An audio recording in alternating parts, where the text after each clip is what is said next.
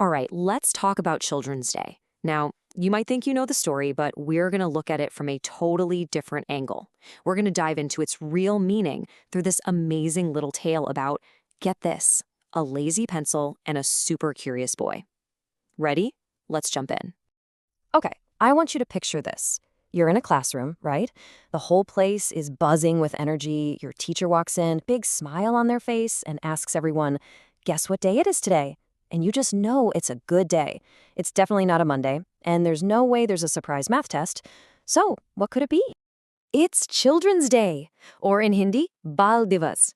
And let me tell you, for kids all over India, this is like the best day of the school year, hands down. Think about it. Books are away, you don't have to worry about math, and the whole day is just about having fun. It's all celebration.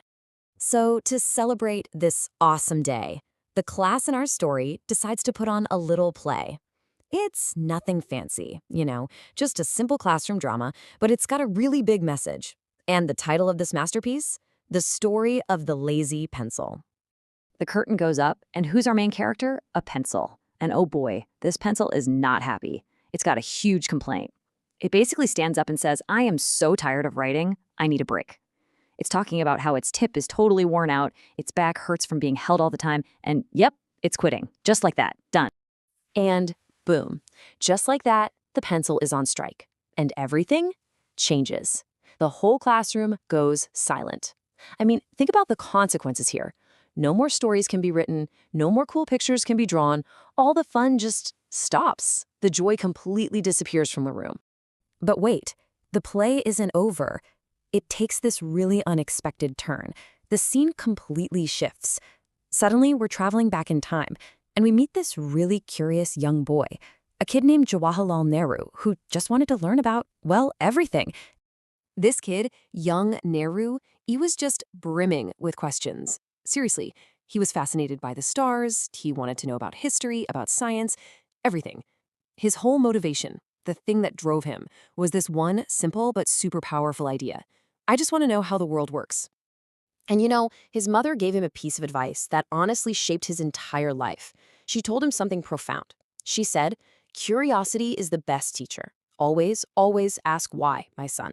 And that little piece of advice, it became the principle he lived by. So, when Nehru held a pencil, he didn't just see a piece of wood and graphite for doing homework. No way. He saw it as a key, a tool to build an entire nation. He literally dreamed, one day, I'm going to use this to write about a bright future for India. A future that in his mind was absolutely filled with happy, smart, educated kids.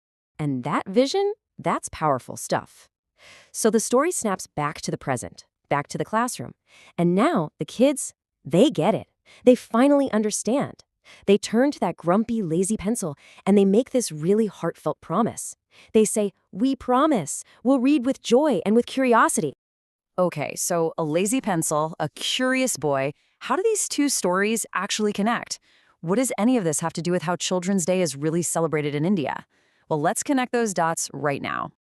It all comes back to that curious little boy, Jawaharlal Nehru, because he grew up to become India's very first prime minister. And after he passed away, it was decided that his birthday, November 14th, would be celebrated as Children's Day. It was a perfect tribute, really, to his absolute rock-solid belief in the potential of India's kids. Everyone affectionately called him Chacha Nehru, which means Uncle Nehru. And he really was like that favorite uncle for the whole country's kids. He just loved being around them.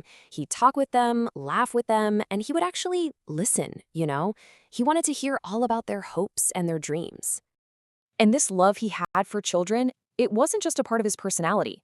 It was so much more. It was the actual foundation of his vision for the entire country. And from that vision came a really powerful message that's meant for every single generation. So what was his message? Well, it boils down to a few key things. First, he wanted kids to read with curiosity, to always be asking why.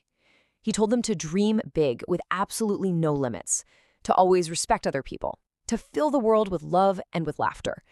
And this last one is beautiful. He wanted everyone to see each child as a unique, precious flower in the huge garden of the nation. And really, all of that gets wrapped up perfectly in his most famous, most powerful quote. Today's children will make the India of tomorrow.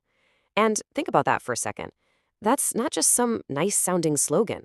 It was a deep, profound statement of his absolute faith that the next generation held the keys to the future. Which brings us completely full circle, doesn't it? We went from a simple classroom play all the way to a national philosophy. And what it leaves us with is a promise for us to keep today, a promise to keep that incredible dream alive.